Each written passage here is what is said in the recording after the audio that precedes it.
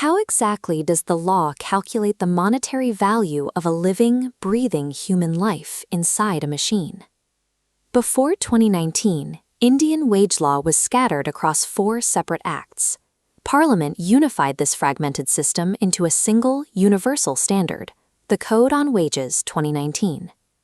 You can think of wage law as a skyscraper. Up in the penthouse, you have the living wage, a constitutional aspiration for a highly comfortable life. On the middle floors sits the fair wage, balancing what workers need with what an industry can afford. Down on the ground floor is the minimum wage, the absolute bare minimum to keep a worker alive, and it is strictly enforced by law. But beneath even the ground floor lies the floor wage. Fixed exclusively by the central government, this is the concrete basement. State governments can set their minimum wages higher, but they can never drop below this single national number. This basement ensures a basic standard of survival for every unorganized worker, regardless of the geographic wealth of their state. For decades, nobody had scientifically defined what a worker actually needed to survive. The Supreme Court finally answered the question in the 1992 case, Reptakos-Brett versus their workmen. The court laid out strict science-based norms. First, 2,700 calories of food per day. Second, 70 yards of clothing per family per year. Third, standard government rent for industrial housing. And fourth, a 20% allowance added on top for fuel and miscellaneous hygiene items. To ensure a worker's family could actually thrive, the court locked in a fifth norm, the one students often forget on exams: mandatory provisions for children's education and medical expenses. This standard is absolute. The 1962 Unichoi ruling established that if an industry cannot afford to pay its workers minimum wages, it must shut down. Financial loss is never a valid defense in Indian labor law. When human dignity is the currency, the floor price is non-negotiable. Beyond survival, the law treats the yearly bonus as an enforceable statutory right for the laborer. To calculate the bonus, we use the full bench formula. We start with gross profit, then deduct prior charges, like taxes, and remove a 6% return on capital. What remains is available surplus. The law allocates exactly 60% of this to the workers. But there is a mathematical trap here. Workers earning up to 21,000 rupees a month are eligible to receive a bonus, but the math used to calculate that bonus is capped at 7,000 rupees. This mathematical split defines the legal boundary between a fair return for shareholders and the equitable share owed to the labor force. Inside the physical workspace, the Factories Act of 1948 operates on a simple principle. Legal obligations grow proportionally with the size of your workforce. This is the welfare ladder. Hire 30 women workers and the law mandates a crush. Hit 150, you build shelter rooms and first aid. At 250, a managed canteen. Scale to 500 for a welfare officer, and 1,000 demands a dedicated safety officer. The code even gets microscopic.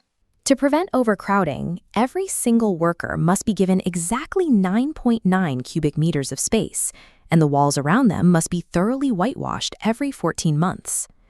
The law views scale as a privilege. The more labor an enterprise extracts, the larger the ecosystem of human welfare they are forced to construct. When accidents occur, the Employees' Compensation Act of 1923 requires workers to pass a rigid 2-part hurdle known as the dual test. The injury must arise out of the specific risk of the employment, and it must happen in the course of working hours. Both conditions must be satisfied simultaneously for a worker to receive compensation, but litigation is slow. Section 53 of the Employee State Insurance Act now replaces these lump sum lawsuits with a permanent, ongoing safety net. A combined 4% contribution from the employer and employee goes into the ESI National Fund. That fraction unlocks automatic benefits, 100% of wages during maternity leave and 90% of wages during temporary disablement. We've moved away from adversarial litigation, evolving toward a shared system of collective social insurance. Eventually, the work ends. As we look at retirement, we hit the widely misunderstood concept of the Employees' Provident Fund, or EPF. It is common to assume that an employer's entire 12% monthly contribution goes directly into the worker's PF savings account. That 12% physically breaks apart. A massive 8.33% is diverted entirely into the employee's pension scheme to fund a monthly pension upon retirement. Only 3.67% actually lands in the EPF savings account. The final tiny 0.5% slice builds the EDLI death benefit shield, covering the worker's family if they die while in service. The law secretly engineers long-term survival, forcing the creation of pensions and life insurance to protect the worker's old age.